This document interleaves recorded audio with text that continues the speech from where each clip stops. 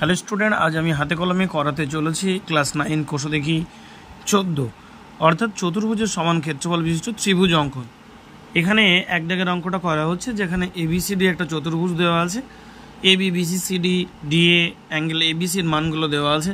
প্রথমে যে কোনো মাপের একটা সরলরেখা আমরা টেনে নেব, মাপগুলো নেওয়ার পরে তারপরে 60 ডিগ্রি অঙ্কন করব। এই প্রথমে একটা দাগ টেনে নিলাম, তার উপরে 60 ডিগ্রি অঙ্কন করে নিলাম, তারপরে যথাক্রমে এবি বিসি সিডি এবং ডিএ মাপগুলো কেটে নেব এবং কেটে নেওয়ার পরে দেখো সেই যে বিন্দুগুলো পাবো সেই বিন্দুগুলো আমরা যোগ করে দেবো। যোগ করে দিলে আমরা একটা চতুর্ভুজ পেয়ে যাব। সেই চতুর্ভুজটা পাওয়ার পরে আমরা ওই চতুর্ভুজে যে কোনো একটা কর্ণ টানবো। এখানে এসি কর্ণটা নিলাম, নিয়ে এসি মাপ নিয়ে ডি বিন্দু থেকে চাপ কাটলাম, এডি মাপ নিয়ে সি বিন্দু থেকে চাপ কাটলাম, এই দুটো জুড়ে দিলাম। জুড়ে দিলে ওই মাপটা কিউ বিন্দুতে ছেদ করেছে, সেখান থেকে এ এবং কিউ যুক্ত করে দিলেই ত্রিভুজ হয়ে গেছে।